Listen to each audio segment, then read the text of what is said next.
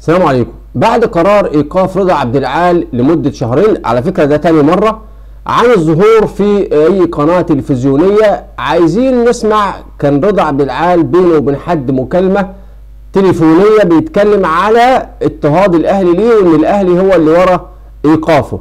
عندي فيديو مهم جدا بعد ما تسمعوا التسريب، تعالوا هنوريه لكم ان شاء الله.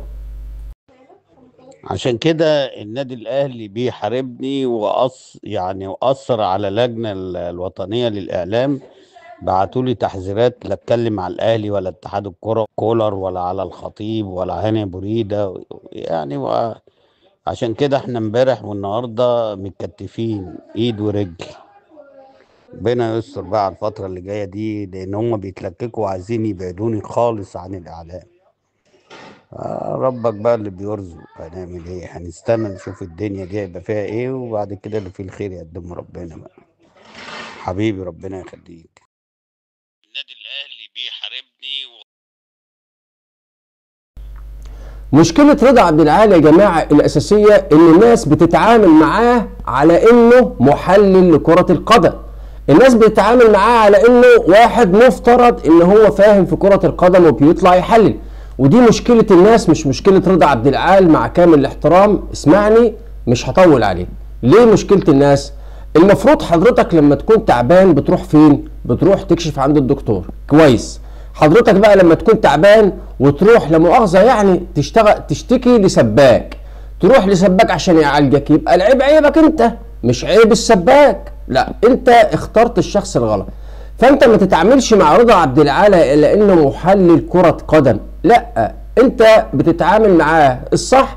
اتعامل معاه على انه فقرة فكاهية كوميدية بتيجي في قناة البريمو او اي قناة بيطلع فيها رضا عبد العال، بس كده هتريح نفسك وتريح دماغك وتريح رضا عبد العال كمان.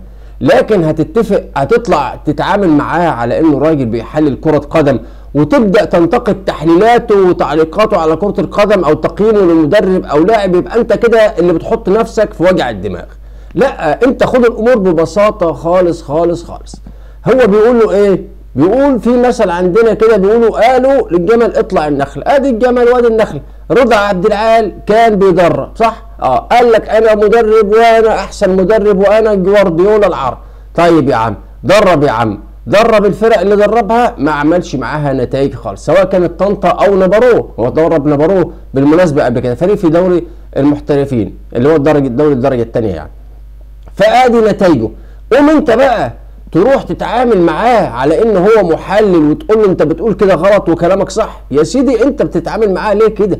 هو راجل مش محلل، وما راجل ما يعرفش الا ان الكوره مدوره، وكان لاعب كويس لاعب حلو، لكن برضه من نوعيه اللعيبه اللي هي ما عملتش بطولات. يعني قول لي تاريخ رضا عبد العال كده مثلا في البطولات مع المنتخب او حتى مع نادي الزمالك، ولا حتى هو وفتره وجوده في الاهلي هي اللي كانت البطولات. لان طبيعي اي لاعب موجود في الاهلي حتى لو احتياطي بتكون فتره وجوده بيحقق بطولات مع الاهلي، لان الاهلي بطبيعه مستمر في تحقيق البطولات. يعني في لعيبه ما بتلمس الكوره في النادي الاهلي وبنشوفها ساعه ما الاهلي بيجي يتوج باي بطوله بنلاقيها ظاهره وبتطلع منصات تجوب وبتستلم ميداليه كمان، وبتتحسب في تاريخها ان هو حقق بطوله مع النادي الاهلي. قول لي بقى انت تاريخ رضا عبد العال بعيد عن الفتره اللي قضاها في الاهلي، اللي هو بيحقد فيها جدا جدا عن الاهلي، وبيطلع يقول ان الاهلي بيهاجمني والاهلي سبب والاهلي. يا عم انت بتشتغل نفسك. هو انت بتشتغل نفسك بدل ما تشتغلنا احنا؟ هو الاهلي هيحطك في دماغه بتاع ايه؟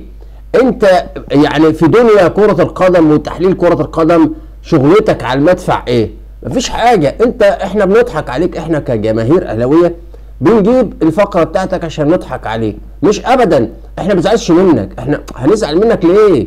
هو انا دلوقتي معلش ما تزعلش مني، واحد انا هزعل منك ليه؟ عيل صغير وغلط معايا هزعل منه ليه؟ ازعل منك لما تكون انت يحسب لكلامك حساب، وبالتالي انا لما اقدر اشوفك اقول لا ما ينفعش الكلام ده يطلع منك. لكن لا عادي، انا شايف الامور تطلع عادي. خد الامور كده باريحيه وبصدر رحب، اسمع رضا عبد العال واضحك ومفيش اي حاجه، ما تحطش في دماغك حاجه خالص. وبعدين بصراحه انا كان نفسي ان هو يستمر ما يتمنعش من الظهور. وبعدين خدوا في الرجلين معاهم ابو المعاطي زكي، ورغم ان انا ما بحبش ابو المعاطي زكي، حتى انا كاهلاوي وانا عارف ان هو اهلاوي، ولكن برضه له بعض الهبدات كده اللي بتكون بنسبه كبيره صحيحه. وما تقوليش انت متحامل، انا ممكن اجيب لك هبدات لابو المعاطي كتير خالص واخبار كلها مفبركه، وبقول لك انا اسطوره اليوتيوب ونجم النجوم وفلان مضى وفلان عمل، وكلها في الاخر طلعت كلام فاضي وكده.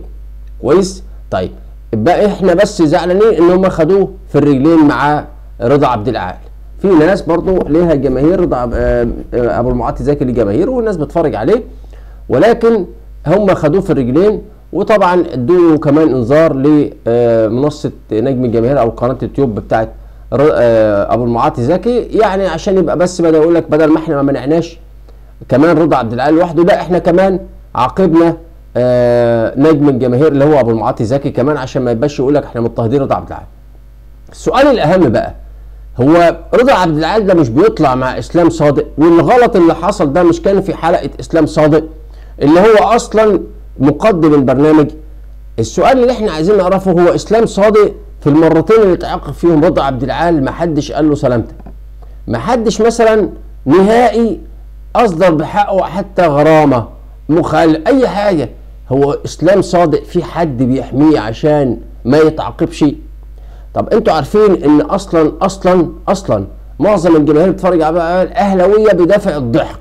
القناه ده ما بيكونش رضا عبد العال موجود، خدت بالك، بيكون مشاهداتها قليله جدا في العاده في البرامج الرياضيه. الناس بتخش تتفرج كفقره كوميديه تضحك بس كده، مش اكتر ولا اقل. لكن انت تقول لي مثلا ده طالع يا راجل يقيم يسترب المدير الفني للاهلي ما نحكمش عليه، بيقول لك زيزو الواد اللي بتزيره ده بيقول لك احسن جناح في مصر، احسن من كينو. يعني انت ازاي يعني هتقول لي بعد كده ده محلل كرة قدم؟ يا راجل ده الجماهير الزمالك نفسها بقت مش مقتنعة ببزيرة نفسه، ما بقتش مقتنعة. الفينش بتاعه سيء جدا، ملوش مساهمات مهمة جدا يا عم، هيصة ودوشة وبيشتغل الجماهير. نفس لقطة شيكابالا مع كامل الاحترام، نفس لقطة شيكابالا في طريقة تعامله مع الجماهير. هو بيبحث عن اللقطة مع الجماهير لا أكتر ولا أقل. عندي فيديو بقى هنزل لكم بعدها، الفنان حسين حجاج بهدل رضا عبد العال، هتتفرج عليه إن شاء الله الفيديو الجاي. عشان استنوا. كده النادي الاهلي بيحاربني وأثر على اللجنه الوطنيه للاعلام، بعتوا لي تحذيرات لا اتكلم على الاهلي ولا اتحاد الكره ولا على التحكيم ولا على كولر ولا على الخطيب ولا هاني بريده يعني. عشان كده احنا امبارح والنهارده متكتفين ايد ورجل. ربنا يستر بقى على الفتره اللي جايه دي، لان هم بيتلككوا وعايزين يبعدوني خالص عن الاعلام. ربك بقى اللي بيرزق، هنعمل ايه؟ هنستنى نشوف الدنيا دي هيبقى فيها ايه، وبعد كده اللي فيه الخير يقدمه ربنا بقى. حبيبي ربنا يخليك.